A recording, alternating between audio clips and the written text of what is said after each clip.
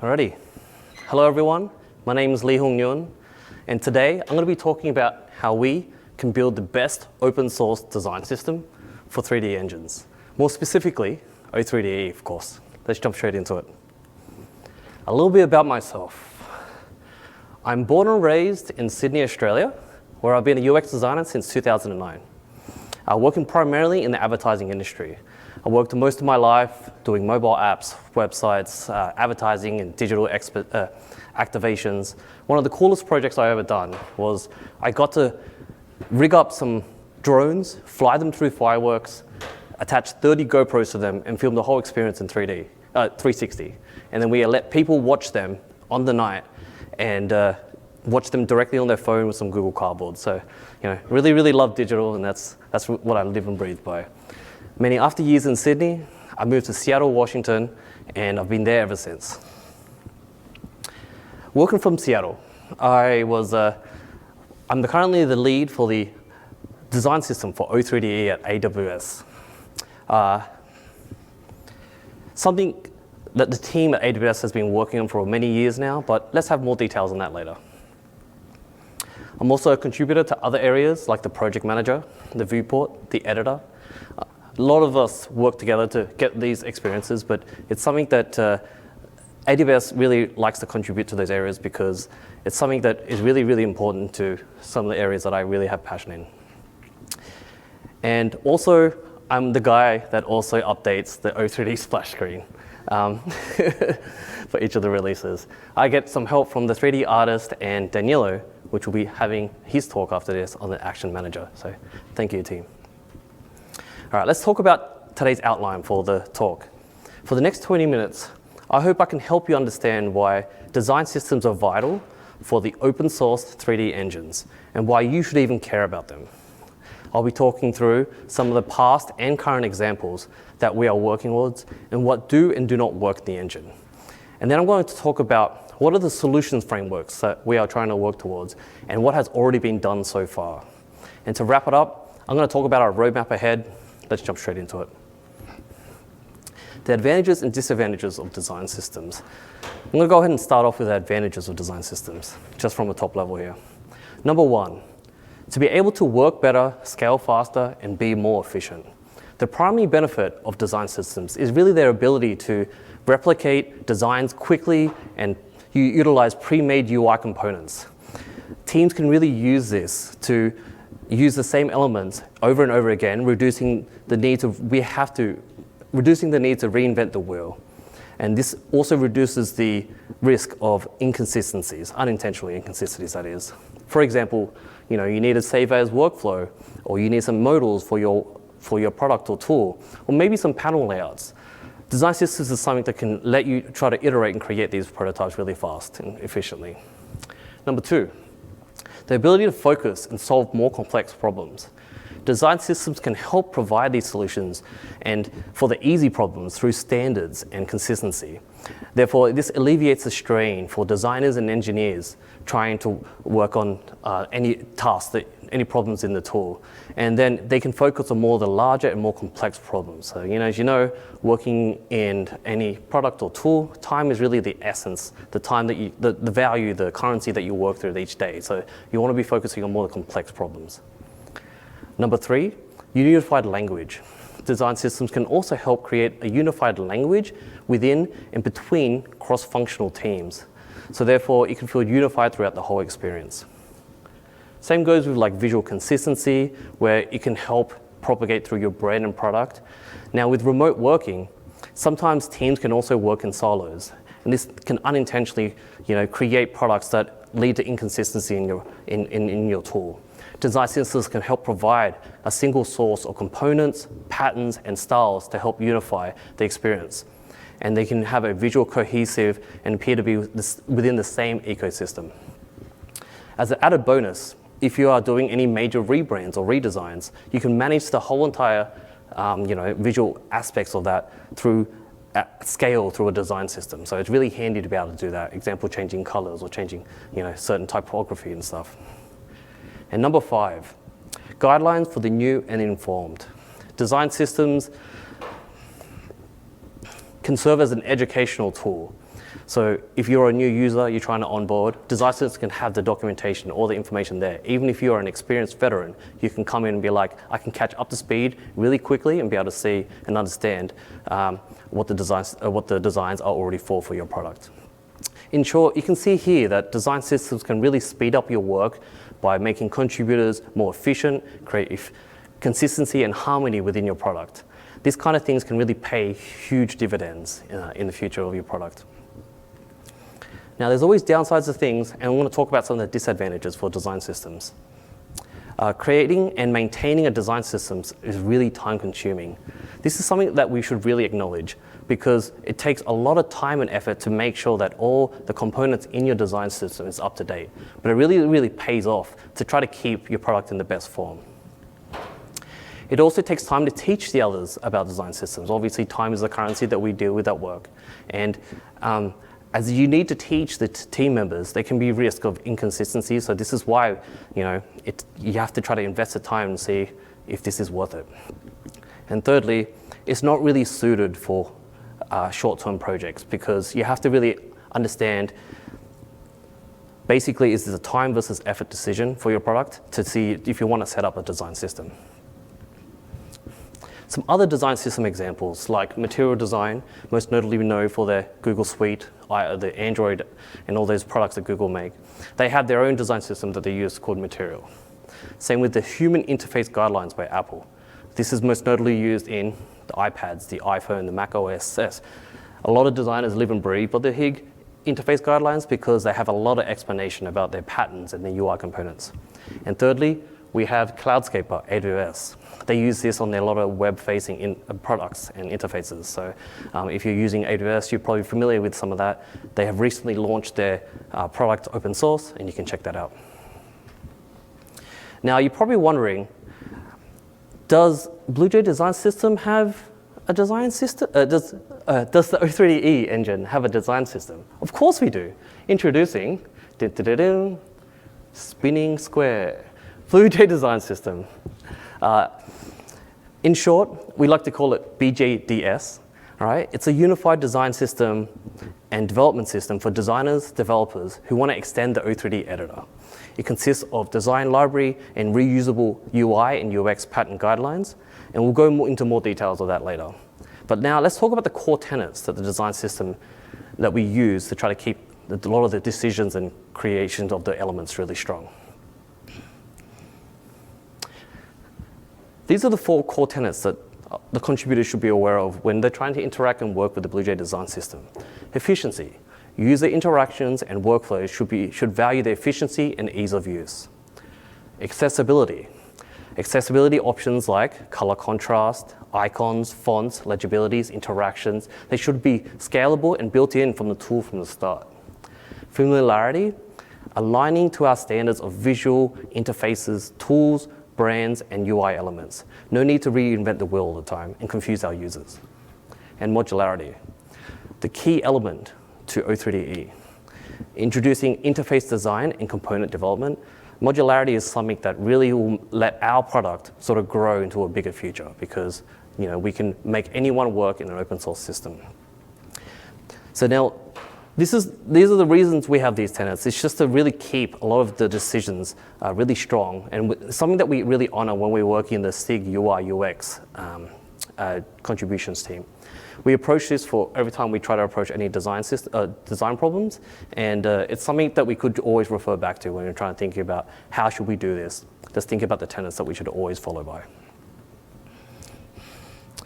So sometimes when I talk about design, I like to bring up this really powerful quote by Joe Soprano, an American graphic designer and teacher. He says, "Good design is obvious, great design is transparent." What Joe's trying to say here is that when it comes to UX and UI design, is that if you're trying to design an experience for it to be noticed, you're probably designing it wrong. Because the idea here is that great design should really go unnoticed because it is so effective.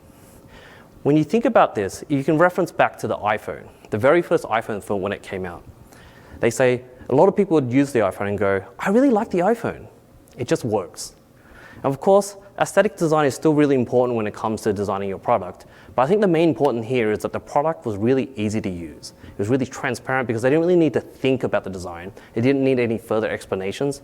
It just met their expectations and it worked.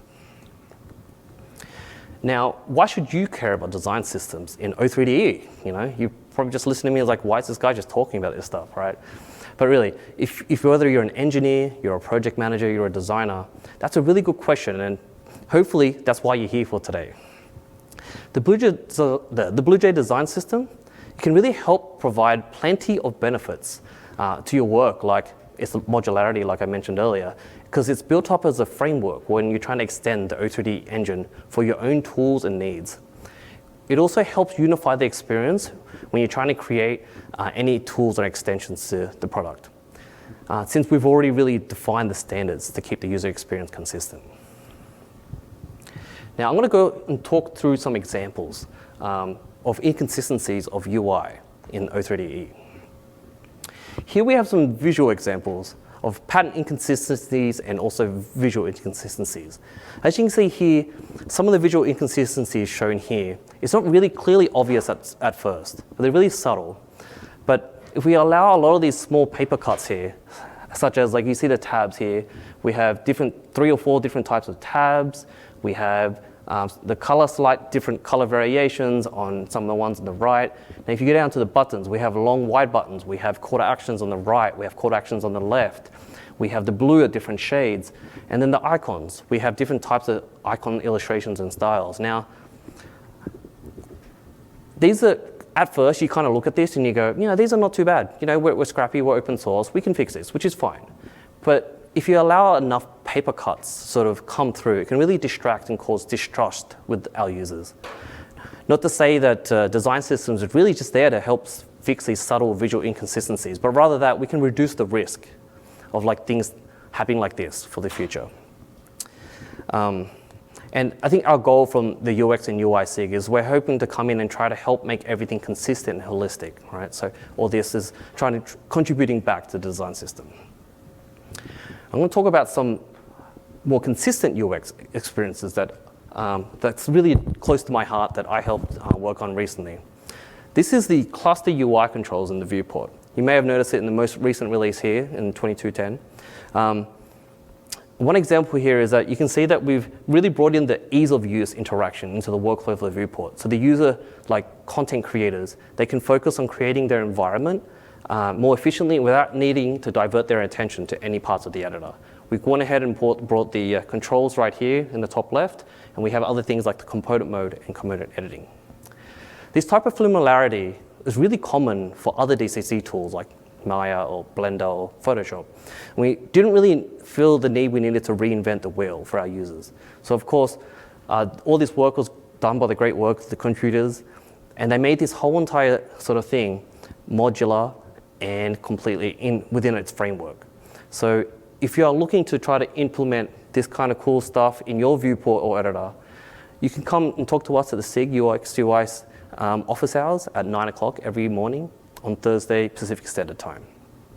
But yeah, it's really awesome that we've been able to do this because this is just the start of creating something that sort of you plant the seed and eventually people will follow. So design systems help provide consistency, efficiency, and modularity. Now, if we weave this through with the user experience with a little bit of sprinkle of intuitiveness, a dash of ease of use, and mix it together with customer research and feedback, then we have a formula and a recipe for a great product. And I have low battery, apparently. So you're probably wondering, how is BlueJay Design System addressing this? I've given a lot of top-level overview on design systems and a few examples from our engine, but I'm going to talk to you about how we've addressed this from a systems perspective. So let's jump straight into it. We've been doing this through 3 major areas. A very useful tool for both developers and designers is the O3DE Qt Control Gallery. Now, this is a library of custom UI and Qt widgets right in action. Anyone can use these controls and peruse through the code snippets on the left and play with working examples on the right. We have over 39 built components in the gallery, and you can use this to extend the editor for your own use cases. This is available today in the folder shown on the screen when you download the installer under o3de qt control gallery.exe. Here's a quick demo of someone playing through it now. You can see here, they're all working, live components. You just click the drop down, you see all the things. These all correlate back to what exists in the design system itself today. Next up is the UX UI pattern guidelines on O3D Learn. What's a design system without guidelines, right? We're currently released a baseline of pages on O3D Learn titled Tools UI Developer Guide for Open3D Engine. These pages are there to help you understand the different use cases and how you can use these components for your own product. For example, since error messages are not really provided on the Qt library, it's more the UI components, you can use these pattern guidelines to try to understand how to write your own error messages or see some examples, for example. Our goal is to have these guidelines coincide with the core components released in the design library, which I'll talk about next. Not only do these have UI guidelines, but they also provide guidance on UX patterns for intuitive workflows. Guidelines like component card, development, assignment of hotkeys. There's currently 20 different pages for the UI stuff and 3 different sections for the UX patterns. And we have proposed 26 more in total that we're going to address in the future. And then thirdly, we have the UI toolkit on Figma. Now, you shouldn't really waste your time trying to redesign all these interfaces when it's already done for you. BlueJay Design System has a modularized cloud library of reusable UI components within Figma. If you're already wondering what Figma is like the industry standard at the moment for designing UI components, UI in general, for UX designers. It's a fully cloud-compatible built-in tool with developers in mind. Anyone can really use our library and prototype a concept and show stakeholders in like 1/10 of the time. Since you just drag and drop a bunch of elements from our pre-made library. You just type in a word, I want a button, I want an input field, I want a modal. And you can just make your own mock-up if you really want. Now, the design library itself has been worked on by the AWS team for the last 6 years, from Lumberyard until O3DE. It's been tested and iterated over and over again with a lot of the industry standards. We currently have 21 core UI components there, and within those core components, we have another 5 or 10 subcategories below that. Currently, the SIG UX UI team has been working hard on contributing to its development. We're expected to publish the 10 core components that we use every day to a public Figma library at the end of 2022.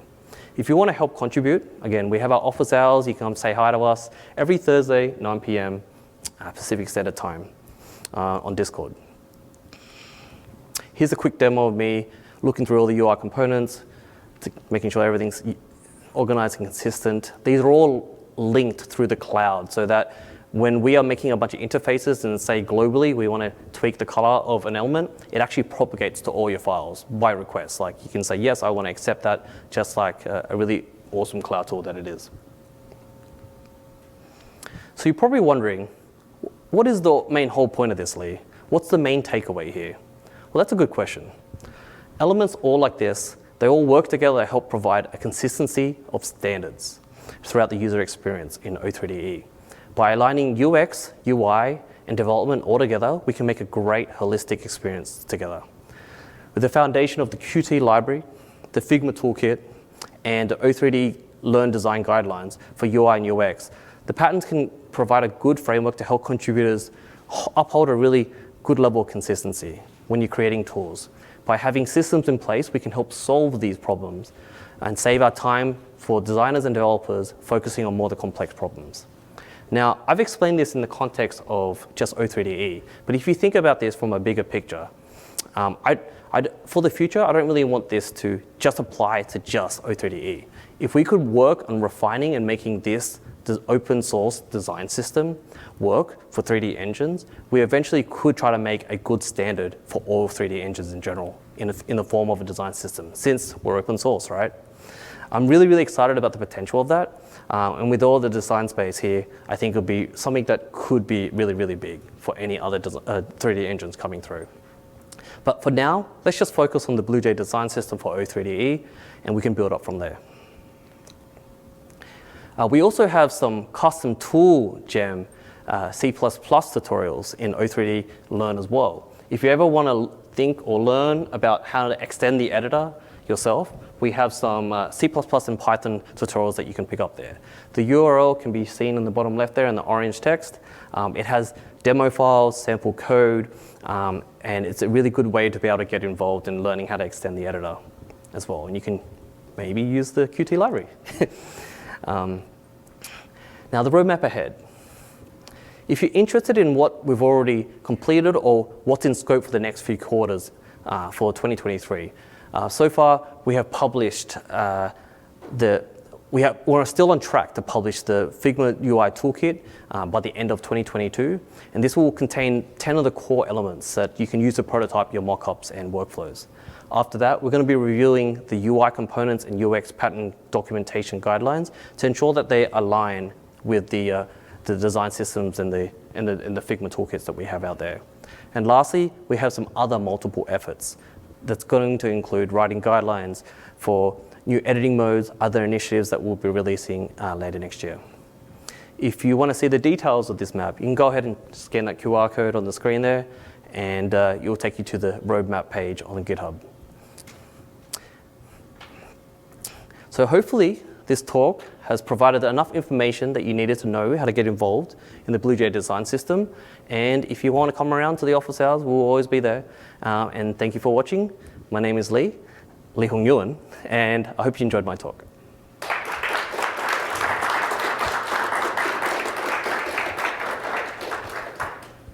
Any questions?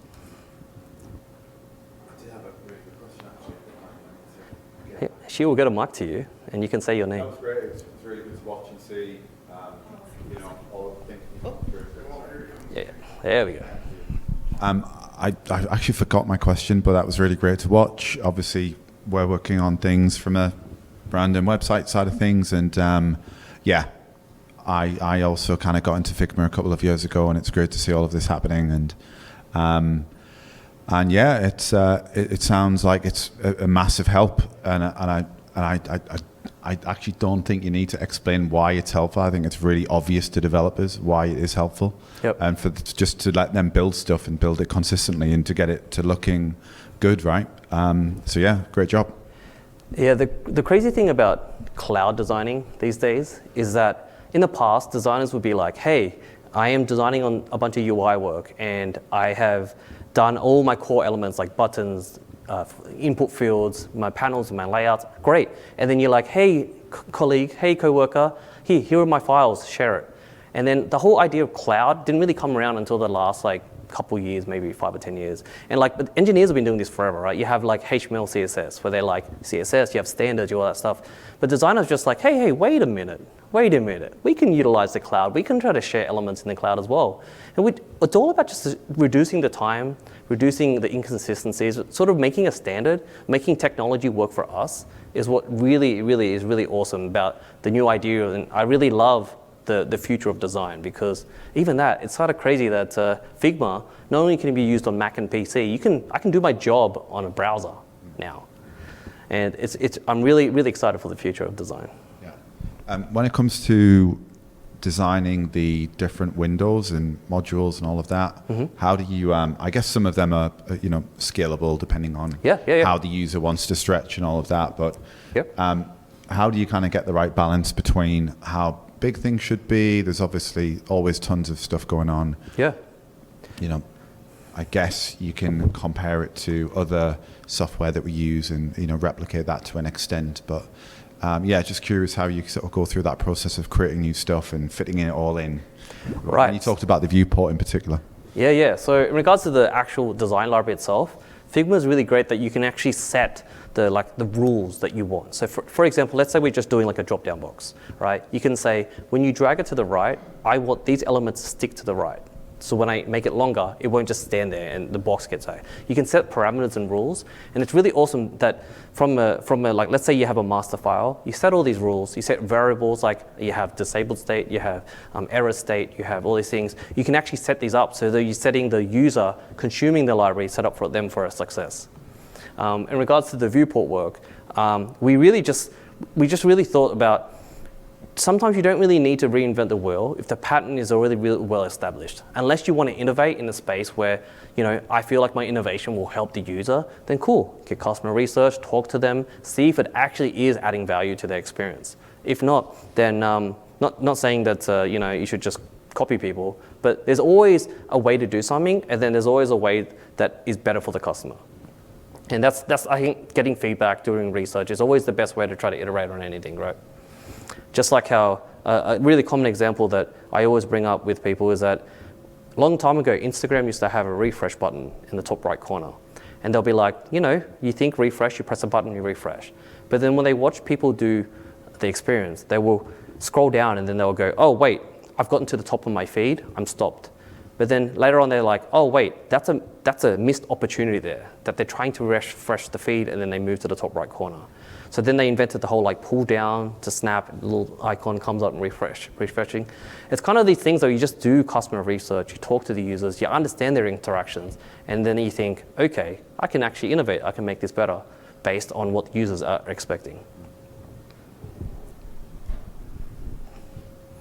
Another question back there.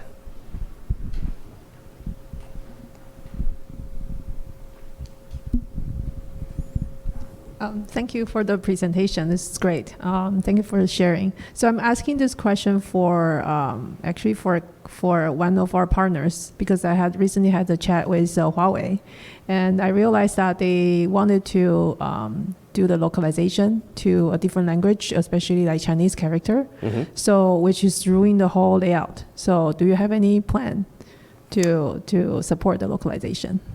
Right. Localization is actually an interesting topic, because when you think about it, Chinese characters are kind of short, so they can technically have more characters, but then you have things like German or different languages, whatever. So you have to really have some sort of scalable solution that can work for all types of forms. So you kind of set a very loose or flexible rule set to try to address some problem like that. Now, when we were thinking about this, and this has come up pretty often in the Discord, and some people have come in and say, hey, we want to localize the engine. We thought, hey, all right, let's go ahead and write these bullet points up on the table and go, what are we trying to do here? Oh, all right, we're trying to fix localization. And then we thought, there's another team over here, they're trying to deal with error messages. And it's kind of like, we want to try to consolidate and fix all the error writing. And then we're like, hold up, error messaging and all that stuff, we are trying to sort of put that in some sort of database, some sort of central source. And then there's localization guys coming in saying they want to fix the localization stuff. So then while we could work to two birds with one stone and try to help address two problems there at once. So you also do localization, but also fix a lot of the content that is in there. Because I have a feeling now O3D actually has a lot of their content hard-coded into the code, but if you could have a central source of where all the content is, you probably could deal with the localization as well. Thank you. No worries.